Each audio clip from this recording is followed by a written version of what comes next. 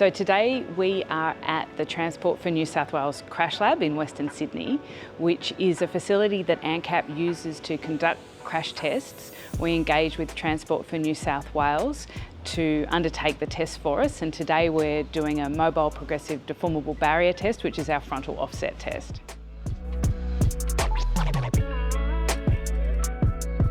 So ANCAP is the Australasian New Car Assessment Program, and our role is to provide consumers with information about the comparable safety of vehicles that are on sale in the market today. We provide a simple 0 to 5-star rating so that consumers can compare vehicles and understand the safety performance of those vehicles and understand what they're getting in terms of bang for buck when it comes to safety. So for that ANCAP test process, we assess the vehicle's performance across a range of different pillars. There are 4 pillars: adult occupant protection, child occupant protection, vulnerable road user protection, and safety assist. And a vehicle needs to score well across all 4 pillars to achieve the 5-star safety rating.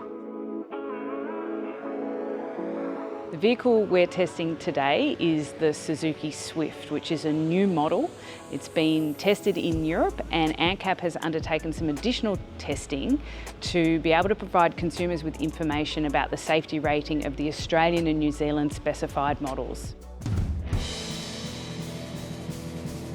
In the MPDB test, which is conducted with a car and a trolley barrier, both are travelling at 50 kilometres an hour and they're 50% offset. So we're looking at the ability of the vehicle to protect the occupants inside it. There's a lot that goes into the ANCAP testing and assessment protocol. There's 7 physical crash tests.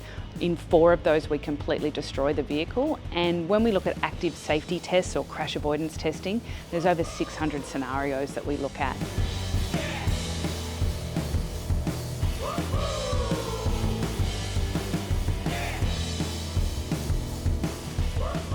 So what ANCAP is testing and its relationship to autonomous vehicles in the future is really the building blocks of that technology. So when you don't have a driver in the vehicle to override, the car's going to have to take on that role itself. So really what we're looking at is what is going to form the basis of autonomous vehicles in the future.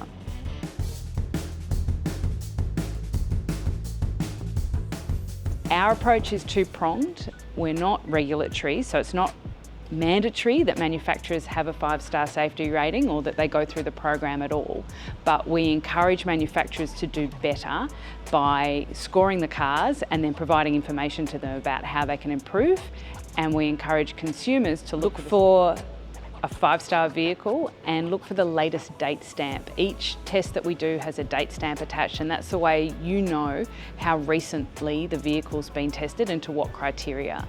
So we encourage consumers to look for the safest vehicle they can afford.